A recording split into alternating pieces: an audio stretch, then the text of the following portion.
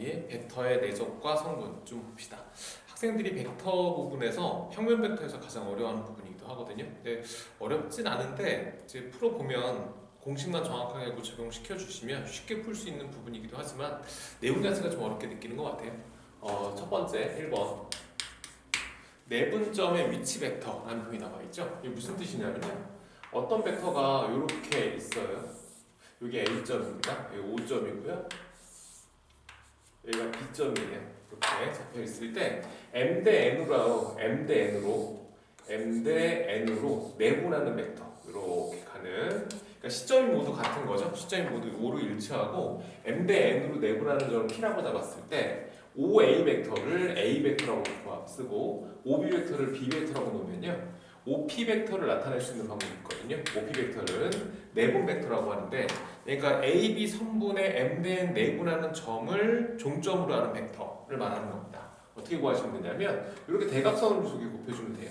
그러니까 M하고 B를 곱하고 A하고 N을 곱하고, 그리고 우리 고등학교 1학년 때 배웠죠. 내분점은 둘을 더해주면 되는 거죠. 그래서 M 더하기 N 두 개를 더해준 다음에 대각선으로 두 개 곱해주면 됩니다. M 곱하기 B 벡터 더하기 N 곱하기 A 벡터 형태로 쓰면 되죠. 이 공식이 참 많이 쓰여요. 앞으로도 굉장히 많이 쓰일 거니까 꼭 기억하셔야 됩니다. 굉장히 중요한 얘기예요. 그래서 A, B 두 점을 끝점으로 하는 두 개의 벡터, 그러니까 시점이 모두 일치하죠. 이런 벡터들이 주어졌을 때 M 대 N으로 내분하는 점을 P로 찍고 OP 벡터를 구하고 싶으면 지금처럼 이런 공식을 이용해서 문제를 풀어가시면 됩니다. 572번 문제 볼까요? 572번 보시면 오른쪽 그림과 같은 삼각형 ABC가 있습니다. 삼각형 ABC가 이렇게 있어요. 이 점이 A점이고 여기가 B점이고 여기가 C점입니다. 자, 그랬을 때 AB를 2대3으로 내분하는 점이 P예요. 그러니까 여기가 2대3이니까 2대3으로 내분하는 점이 P입니다. 왜 P를 잡았죠? P를 잡았고 선분 CP를 1대2로 내분하는데 이렇게 잡아서 CP를 1대2로 내분하는 점이니까 이렇게 잡히는 게 맞겠죠? 이 점을 갖다가 Q라고 잡았습니다.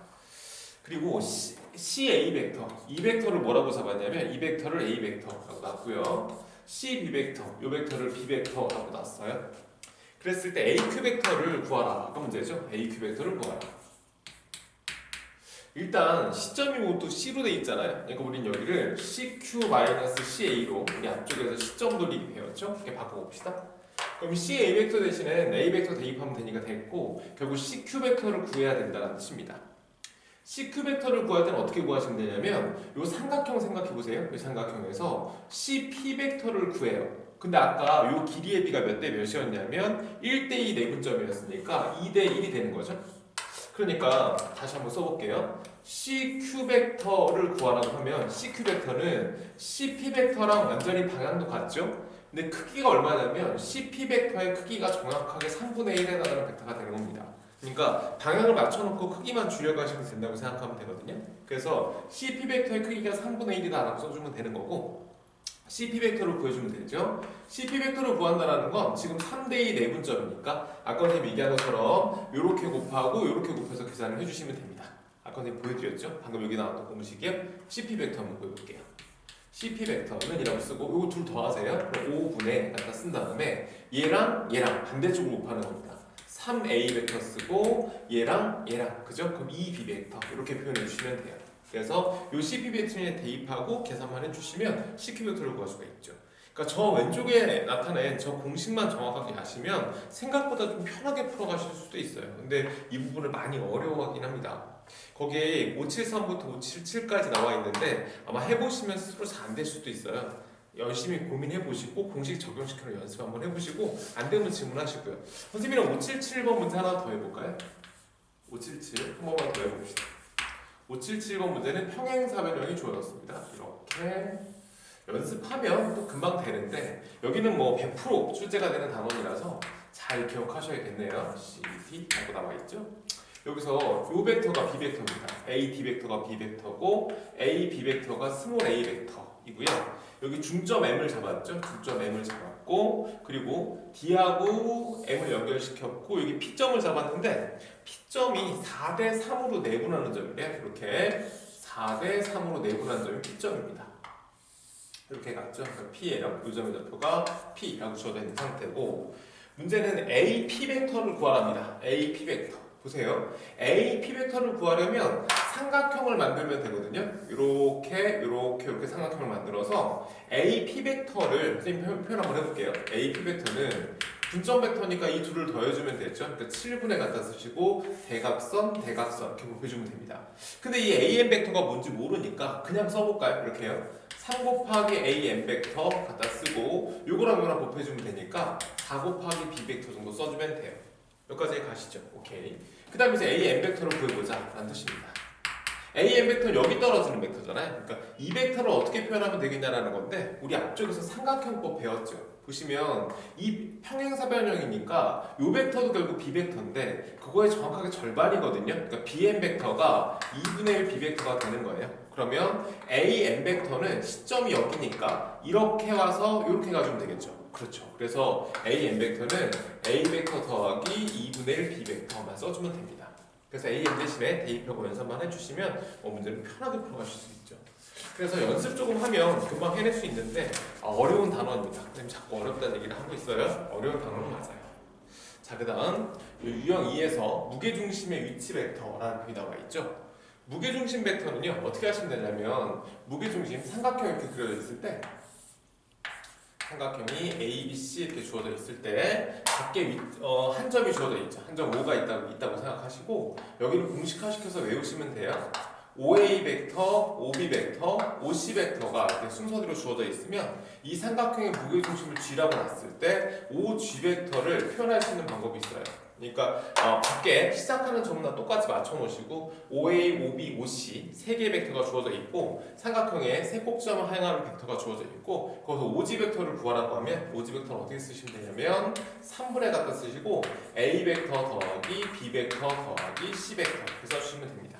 이게 무게중심을 구하는 방법이다라고 생각하시면 돼요. 그러니까 어떤 삼각형이 있고 보세요. 삼각형이 있고 시점이 똑같은 벡터 3개가 그 꼭지점으로 향하는 3개의 벡터가 있을 때 세 벡터의 합을 구해서 3으로 나눠주면 뭘 구할 수가 있다? 그렇죠. 무게중심 벡터를 구할 수가 있습니다.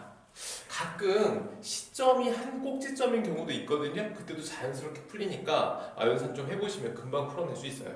한번 해볼까요? 58번 볼게요. 얘도 공식화 시켜주시는 게 좋습니다. 보시면 삼각형 이렇게 나와있죠? 여기가 O예요. 여기가 A고 여기가 B예요.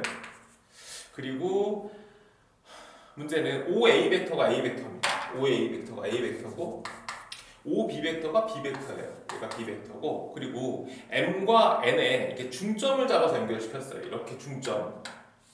여기도 중점.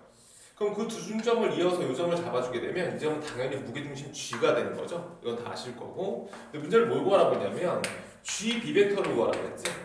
G도 똑같아요. 시점을 5로 돌려주면 됩니다. 그럼 OB-OG 정도 써주면 되는 거죠. 그럼 OB 벡터는 뭐라고 쓰면 됩니까? OB 벡터 여기 써있으니까 그냥 B 벡터 갖다 쓰면 되는 거고 OG 벡터는 무게중심 벡터라고 했잖아요. 그러면 OA, 그지? OB, 그 다음 OO, 그렇죠. OO 벡터가 되면 시점과 중점이 같기 때문에 그 벡터는 0벡터죠. 그러니까 안 더하셔도 된다고요. 그러니까 여기 뭐라고 쓰면 됩니까? 3분의 갖다 쓰고 OA, A 벡터 갖다 쓰고 OB 더하기 B 벡터 갖다 쓰고 OO 0벡터니까 안 쓰시면 돼요. 그래서 이들을 연산해 주시면 됩니다. 이렇게 무게중심 나왔을 때 단순하게 밖에 점이 있으면 그냥 세 개의 벡터를 다 더하게 될 거고 세 꼭지점이 한 점을 찍고 시작을 하게 되면 그때는 그 점을 두 번 찍으니까 0벡터라 쓰실 필요가 없는 거죠. 이렇게 표현하시면 됩니다. 자, 그 다음에 유형 3에 넘어가면 이제 벡터의 성분으로 주어진 평면 벡터의 연산이라고 나왔는데 얘를 위치 벡터라고 하는데 보통 이런 벡터들은 시점이 원점인 벡터를 말해요. 한번 그려볼까요? 정말 쉬워요. 자, 보시면 어떤 벡터가 그렇게 있을 때 그 벡터 시점을 원점으로 일치를 시켜 놓은 거예요. 그리고 이 끝점의 좌표를 예를 들어 A1, A2라는 점이 있었다고 생각을 합시다. 그래서 이 벡터를 A 벡터라고 쓰게 되면 이 A 벡터는 시점이 원점으로 일치하고 있기 때문에 A 벡터를 시점이 고정돼 있으면 종점만 가지고 표현할 수 있지 않냐라는 거예요. 이렇게. 그래서 저렇게 시점을 원점으로 고정시키고 평면 좌표에서 끝점을 가지고 벡터를 표현하는 방법에 대한 얘기가 돼 있는 겁니다. 성분으로 주어진 평면의 벡터라는 건 이 뜻을 말하는 거예요. 그리고 거기 보시면 두 벡터를 더하면 그냥 더해주면 되고 두 벡터를 빼면 그대로 빼주면 되고 상수를 곱하면 그대로 곱해주면 되죠. 그리고 벡터의 크기를 구하라고 하면 이 길이를 구해주면 되는데 이 길이가 결국 피타고라성이 있으면 이 길이 제곱하고 이 길이 제곱 두 개 더해서 루트를 씌워주면 되잖아요. 그죠? 그러니까 성분 크기를 구할 때도 어차피 성분 두 개 제곱해서 두 개를 더해서 루트를 씌워주면 된다라는 뜻입니다. 뭐 간단하게 해결하실 수가 있겠죠. 거기 584번 보시면 단위 벡터라는 표현이 나오죠. 단위 벡터의 밑줄 그어놓으시고 단위 벡터는 뭐냐면 크기가 1인 벡터를 말하는 거예요. 그러니까 그 x 벡터가 크기가 1이었다라는 뜻이 되는 거죠. 그러니까 x 벡터의 크기가 얼마다 1이었다라는 뜻입니다. 그러니까 당연히 이건 뭐라고 쓰면 되겠습니까? 어떤 벡터의 평면 벡터의 좌표로 나타낸 벡터들은 각각의 좌표를 제곱해서 두 개를 더해서 루트를 씌워주면 크기가 나온다고 했으니까 여기 이렇게 쓰면 되겠네요. 2의 마이너스 3의 제곱 플러스 그 뒤에 거 5분의 4의 전체의 제곱을 해서 루트를 살짝 씌워주시면 뭘 구할 수가 있습니까? A를 구할 수가 있다. 뭐 뜻입니다. 간단하죠? 성분으로 나타내기 시작하면 그 다음부터 되게 쉬워요. 유형 4도 똑같이 간단하게 풀어갈 수 있고 공간 좌표로 나온 거하고 다를 거 없어요. 좌표가 하나 넣은 것 뿐이니까 공간 도용해서 점의 좌표를 밖으로 찍었을 뿐이기 때문에 똑같은 방법으로 문제 풀어가시면 됩니다. 그리고 벡터가 서로 같을 조건이라면 당연히 성분끼리 서로 같아야 됩니다. 그러니까 A 벡터와 B 벡터가 서로 같다면 A 벡터의 XY 성분과 B 벡터의 XY 성분이 서로 같아야 되는 거죠. 선생님 지금 막 빨리 얘기하고 넘어가고 있는데 그게 90페이지까지 내용이 되겠습니다. 쭉 보시면 충분히 할 수 있을 것 같고 유형 6에서 가시면 벡터의 평행입니다. 어떤 벡터와 어떤 벡터가 서로 평행하다면 우리 지난 시간에 배웠죠? 두 벡터가 서로 평행하다 무슨 뜻입니까? 한쪽 벡터에 뭘 곱했을 때 상수 K를 곱했을 때 두 벡터는 이꼴이 성립하는 경우가 두 벡터는 서로 평행하다라는 표현을 쓴다고 했습니다. 벡터에서 공식도 별로 없으니까요. 이런 공식들을 정확하게 외워놓으시면 되겠죠. 자, 그래서 594번 문제 보시면